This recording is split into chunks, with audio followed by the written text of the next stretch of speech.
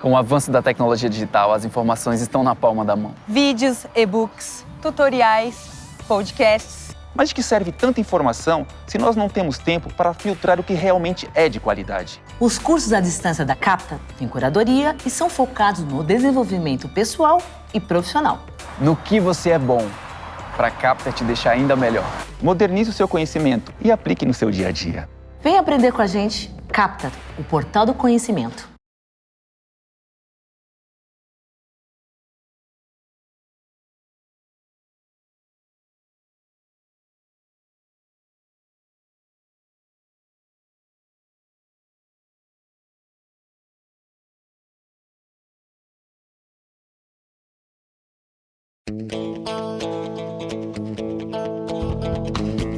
Começa agora o programa Hora e a Vez da Pequena Empresa, sempre levando para você muitas informações e atrações. Confira.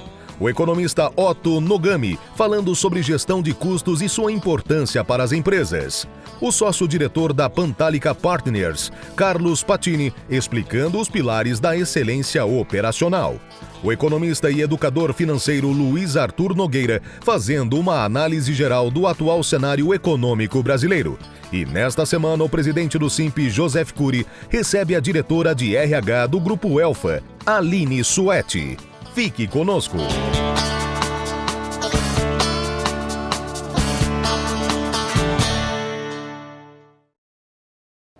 Vamos falar sobre o processo de recuperação econômica do Brasil, que eu prevejo que será muito positivo, principalmente no segundo semestre. O que me traz esse otimismo? Em primeiro lugar, o avanço da vacinação. É fundamental que a gente consiga vacinar toda a população adulta, porque assim a gente vai conseguir reabrir a economia. Quanto mais vacina, menos lockdown. E vocês sabem que lockdown impede o funcionamento de empresas, do comércio, da indústria e isso atrapalha, claro, o crescimento econômico. Além disso, o cenário global é muito favorável para o Brasil. Eu prevejo que nesse ano o mundo, em média, vai crescer 6%, principalmente puxado pela China, que é o nosso principal parceiro comercial. A China deve ter um crescimento superior a 8%. Isso é ótimo para o nosso agronegócio, é ótimo para o setor de mineração, o que ajuda a movimentar toda a economia brasileira. Então o cenário é positivo, o Brasil tem totais condições de voltar a crescer. Queria destacar também que tem dinheiro sobrando no mundo, dinheiro barato em busca de bons projetos. E aí o Brasil tem uma grande oportunidade para fazer concessões e privatizações, principalmente na área de infraestrutura. A gente deve fazer leilões de portos, aeroportos, ferrovias, rodovias, na área de energia e também saneamento básico. Ou seja, o investidor estrangeiro, se tiver bons projetos e segurança jurídica, vai colocar o dinheiro dele aqui em investimentos no Brasil. Agora, o cenário é positivo, mas nós temos alguns desafios importantes aqui no Brasil. O primeiro deles é avançar com as reformas. O Brasil precisa urgentemente de uma reforma tributária para simplificar essa maluquice que é o nosso sistema de impostos e também precisamos de uma reforma administrativa para enxugar a máquina pública. Além disso, tem um outro desafio importante, que é a inflação que está subindo. Inflação em alta é ruim porque corrói o poder de compra, principalmente da população mais carente, e também prejudica as empresas, que têm custos elevados na sua produção. A consequência dessa inflação alta é que o Banco Central começou a elevar a taxa básica de juros, a Selic. Eu prevejo que ela vai encerrar o ano em torno de 5% a 6%. Isso, claro, vai encarecer o crédito. É importante que o Banco Central tenha o bom senso, sim, de combater a inflação, mas não pode exagerar nessa alta da Selic, porque se o fizer, vai encarecer demais o crédito, prejudicando consumidores e empresários.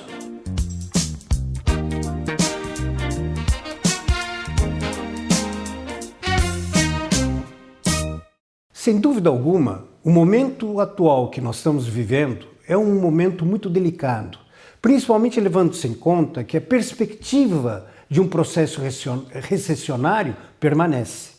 Nós tínhamos uma previsibilidade com relação a uma melhoria da nossa economia ao longo desse ano de 2021, mas os indicadores estão indicando exatamente no sentido contrário. Esse cenário nebuloso, esse cenário cinzento, é que levanta algumas questões importantes no que diz respeito à gestão da empresa. Como todos nós sabemos, posicionamento do produto ele é fundamental. Saber como o mercado reage a uma variação de preços, como o mercado reage a uma variação de renda da sociedade, como o mercado reage no que diz respeito à variação de preços dos produtos substitutos, produtos concorrentes, produtos complementares e até mesmo pela propaganda. Mas, deixando de lado essa questão de mercado, a grande preocupação ela se volta ao que diz respeito aos custos. Custos da empresa como um todo. E quando nós falamos de custos, nós entendemos custos fixos e custos variáveis. Nós não fazemos essa distinção entre custo e despesa. Não, economicamente, tudo é custo. E nessa relação, custos fixos, custos variáveis, surge um conceito importante chamado margem de contribuição, que certamente é de conhecimento de todos. Essa margem de contribuição nada mais é do que a diferença entre o preço de comercialização e o custo variável unitário. E essa diferença, denominada margem de contribuição, é que nós iremos utilizar para amortizar o custo fixo. Nessa relação custo fixo e margem, então nós temos a quantidade que nós deveremos produzir e vender para que a empresa possa estar em equilíbrio.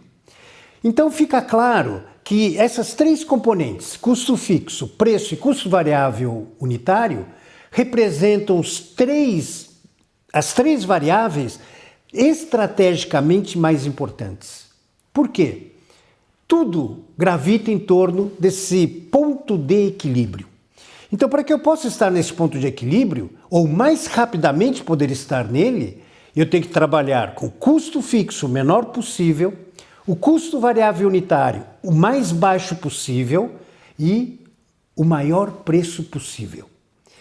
Claro que à medida que eu consigo equacionar essas três variáveis, a minha operação, em termos de ponto de equilíbrio, ela se torna muito mais simples. E o tornar mais simples faz com que a empresa se torne menos suscetível a essa componente recessiva. Tanto é que recessão não é sinônimo de prejuízo, muito pelo contrário. Em momentos recessivos, eu também consigo obter lucros extraordinários, não tão grandes quando a economia está em desenvolvimento, mas um lucro razoável, necessário e suficiente para que nós possamos sobreviver nesses períodos de baixa atividade econômica.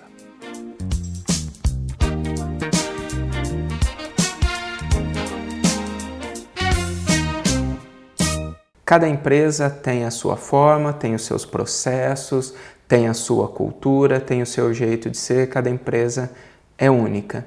A Pantalica, pensando nisso, desenvolveu um programa de excelência operacional, onde ele é desenvolvido para cada empresa do seu jeito, respeitando o seu momento, a sua cultura e a sua forma de acontecer. Esse programa da Pantalica está baseado em 3 pilares de excelência operacional. Esses 3 pilares são estratégia comercial, onde ela é responsável por entender a empresa, conhecer as suas forças, conhecer as suas fraquezas, saber aonde a empresa está inserida e conhecer os seus produtos. Redução de custo é um pilar onde você precisa conhecer as suas atividades, saber aonde estão as suas ineficiências e principalmente saber como tratar essas ineficiências. O pilar de otimização de mão de obra é um pilar que visa potencializar os seus colaboradores, identificar aonde estão as suas falhas, quais são as necessidades de treinamento desses colaboradores e potencializá-lo, alocá-lo onde melhor será aproveitado. Além disso, os 2 alicerces que sustentam esses pilares é o alicerce de gestão de mudança, responsável pela cultura da empresa, pela transformação, ajudar essa empresa a passar por um momento de transformação e de excelência operacional. O segundo alicerce é a inovação tecnológica, que vai preparar a sua empresa e potencializá-la para ganhos mais à frente.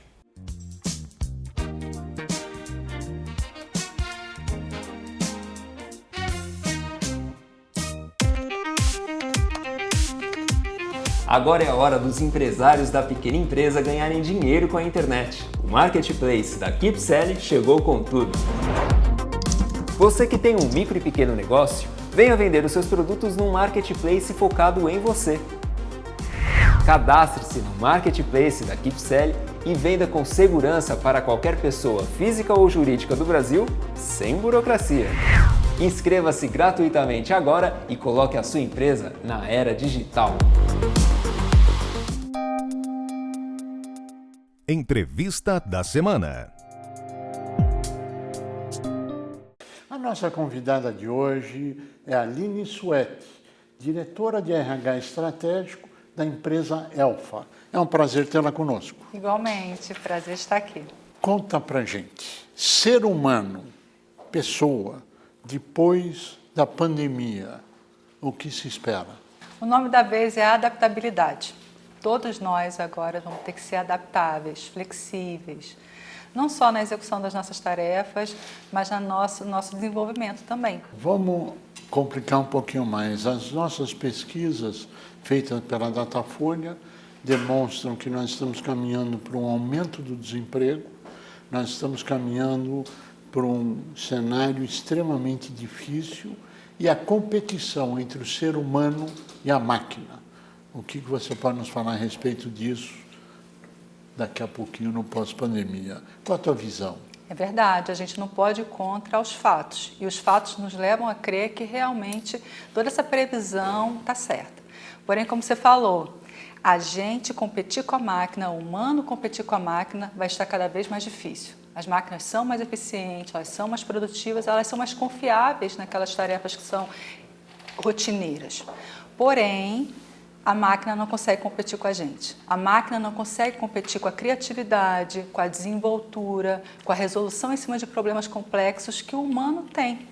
Então, cada vez mais, a gente tem que se desenvolver nas habilidades cognitivas, nas habilidades humanas, de empatia e realmente as competências mais voltadas para a criatividade. Como que as pessoas, numa micro, numa pequena empresa, podem ter este tipo de análise, esse tipo de escolha, esse tipo de qualificação para as pessoas que trabalham nessas empresas? Você tocou no ponto fundamental. A empresa está cada vez mais inserida na resolução dos problemas sociais. E independente se é uma pequena empresa, se é uma grande empresa, se pode fazer pouco, se pode fazer muito, mas toda empresa pode colaborar nesse processo, que vai ser difícil, não vai ser fácil. A gente vai ter um processo longo de adaptação. Porém, com certeza, com a ajuda das empresas, a gente vai conseguir trazer para dentro desse humano cada vez mais a necessidade dele também buscar e procurar esse aperfeiçoamento mais voltado para o desenvolvimento cognitivo, para o desenvolvimento criativo. Então, cada vez mais esse ser humano também intencionado pelas empresas desenvolver essas novas habilidades. Na verdade, a pandemia trouxe novas realidades para o mundo, trouxe novas realidades para a empregabilidade, trouxe novos desafios que não é mais só a obrigação da empresa com o trabalhador, e sim também do trabalhador com a empresa, numa nova qualificação de emprego, numa nova relação de trabalho. Qual é essa nova relação na sua avaliação? Perfeito. É uma relação de autorresponsabilidade, de autodesenvolvimento. E aí a empresa se posicionando aberta também, flexível, disponível para suprir essa necessidade do colaborador, do funcionário. Porém, espera-se que ele busque, que ele esteja aberto, que ele esteja flexível para desenvolver novas habilidades, porque já foi-se a época que a gente entrava num curso de aperfeiçoamento, seja ele técnico, seja ele superior, e a gente achava que ia terminar a vida com aquela carreira. Hoje, os funcionários, hoje o humano sabe que, na verdade, o que ele tem mais que aprender é como aprender. O que ele tem mais que aprender é como se adaptar, é como se flexibilizar.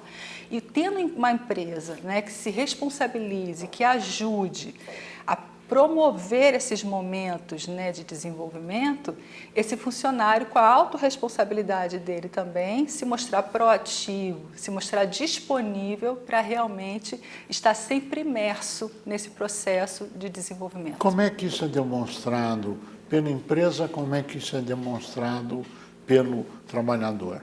A empresa ela vai ter sempre que trazer um lado financeiro, financista, né, de financiamento, sempre, porque é aquilo que mais limita, às vezes, esse pequeno trabalhador também em termos de carreira, né, que está começando, às vezes, na carreira, que está numa empresa pequena, começando numa empresa pequena ainda essa carreira também.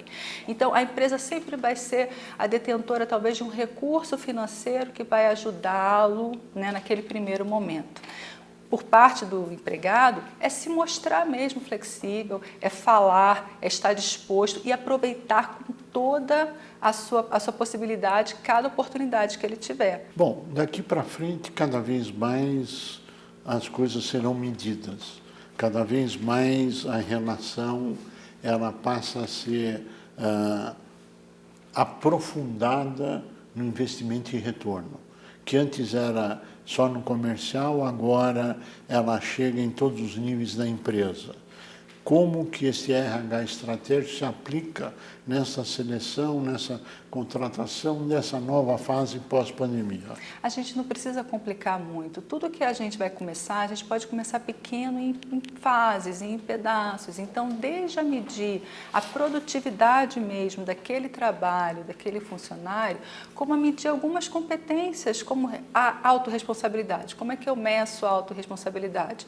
Assiduidade, horário de chegada, entrega das suas tarefas no prazo que foi acordado. Então, tudo isso são também mensuráveis e são formas de você conseguir qualificar aquele funcionário se ele está realmente trazendo o resultado que a empresa está buscando. Até para compará-lo com outros funcionários e poder exercer uma coisa que hoje todo mundo suplica por ter, a meritocracia, não é? Receber pelo seu desempenho, pela sua performance, quando você também se mostra mais preparado, mais disponível, mais engajado com aquela organização, que pode ser pequena, que pode ser média, que pode ser grande, que outro funcionário. Como é que você analisa um quadro hoje onde a maioria das pessoas estão lutando para manter um emprego e um número talvez equivalente sem nenhuma oportunidade de emprego, e elas concorrendo com máquinas, elas concorrendo com automação, apesar de que um não substitui o outro? Qual a sua análise futura desse quadro? Eu sei que é desafiador, mas qual seria a sua análise? Sabe uma coisa que o ser humano já mostrou para a gente? É essa resiliência, né? Nós somos seres pré-históricos, quantas dificuldades a gente passou, quantos desastres nós já superamos, quantas tragédias humanas já aconteceram. Nós estamos aqui hoje. Então, tendo resiliência, né? E outra coisa que eu acho que o brasileiro sai na frente de tantos outros povos, né? Porque nós somos tão criativos, né? Nós sabemos nos virar tanto diante da adversidade.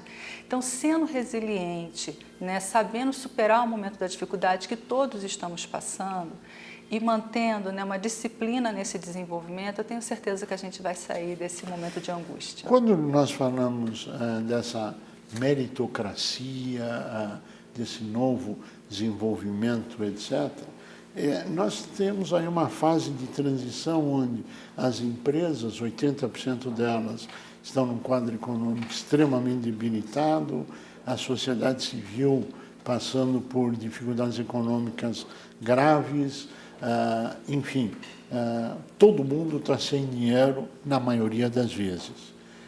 Apenas 8% das empresas não estão nesse quadro.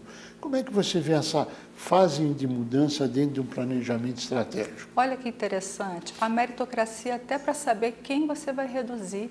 Imagina você poder ter indicadores, ter premissas, né, concretas para diante de uma circunstância que ninguém quer passar por ela, né? Mas diante de um momento que você realmente precisa, às vezes, reduzir para poder garantir, reduzir 3 para garantir o de 10, por exemplo, que é o que muitas empresas estão passando hoje, você saber quem são as pessoas que você vai ter que reter. Então, a meritocracia, às vezes, nesse momento, acho que todos nós devemos ter essa consciência como funcionários, como empregados, né, como seres humanos, de que às vezes a meritocracia não vai ser para ganhar mais nesse momento, vai ser simplesmente para permitir ficar no emprego nesse momento.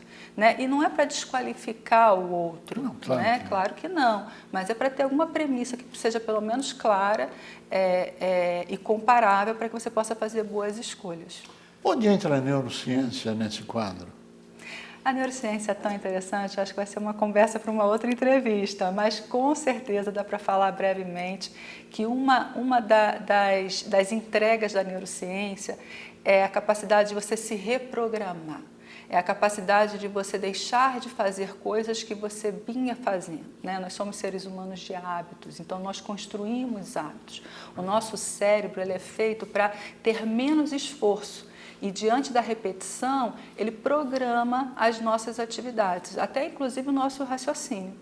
Você acredita que para as empresas atingirem o patamar que nós estamos falando, elas vão ter que passar por esse processo todo de reorientação dos trabalhadores, uma nova visão empresarial, ou seja, um mundo novo com soluções novas? Deixa eu te falar uma coisa, eu acho que se a gente pesquisar, a primeira palavra que está falado aí nessa pós-pandemia, ou pandemia, é adaptabilidade. E talvez a segunda palavra seja ressignificação.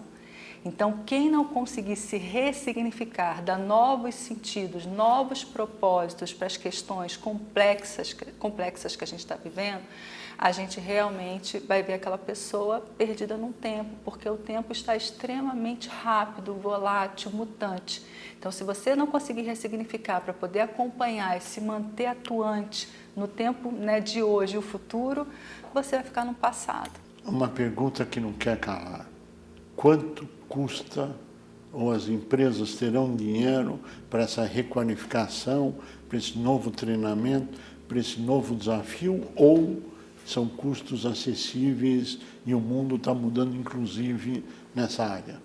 Quanto custa? Boa vontade, porque hoje existem várias formas, inclusive diversas, gratuitas, para você promover atividade de treinamento e desenvolvimento. Várias plataformas que usam, claro, de outros processos e produtos por trás, mas que a sua vitrine, às vezes, são até treinamentos gratuitos.